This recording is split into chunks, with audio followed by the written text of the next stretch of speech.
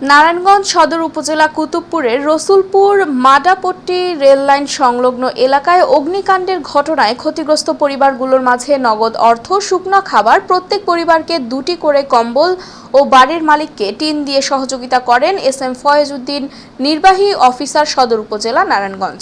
27শে March সকালে এই অনুদান বিতরণ অনুষ্ঠানে উপস্থিত ছিলেন কুতুবপুর ইউনিয়নের চেয়ারম্যান মনিরুল আলম সেন্টু, কুতুবপুর ইউনিয়ন যুবদলের সভাপতি মাসুম আহমেদ রাজ, জাসাসের সভাপতি গোলাম কাদির, 6 নং ওয়ার্ড বিএনপির সাধারণ সম্পাদক DM Ahsan Habib, panel chairman Anamika Haque Priyanka সহ এলাকার গণ্যমান্য ব্যক্তিবর্গ।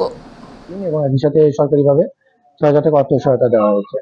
তো আমরা উপজেলা প্রশাসনের পক্ষ থেকে যে কোনো দুর্ঘটনা বলি, আমরা যে কোনো বিরূপ পরিস্থিতি বলি, এই ক্ষেত্রগুলোতে আমাদের সহযোগিতা অব্যাহত থাকবে।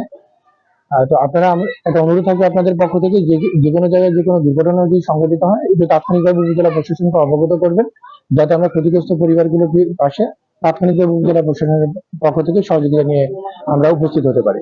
তো আপনাদের সবাইকে ধন্যবাদ, প্রিন্ট ইলেকট্রনিক মিডিয়ার যারা কর্মী ছিলেন, যে আপনারা বিষয়টি আমাদেরকে অবগত করেছেন। আমাদের মাঝে আমাদের স্থানীয় চেয়ারম্যান মহোদয় উপস্থিত আছেন, আমাদের উপজেলা পিও মহোদয় উপস্থিত আছেন, আমাদের স্থানীয় মেম্বার উপস্থিত আছেন। আপনাদেরকে আমি ধন্যবাদ জানাচ্ছি যে আপনারা এই মহৎ উদ্যোগে শরিক হয়েছেন। আর পরবর্তীতে যদি পরিবারগুলোর আরো কোনো সহযোগিতার প্রয়োজন হয়, সেক্ষেত্রে আমাদের স্থানীয়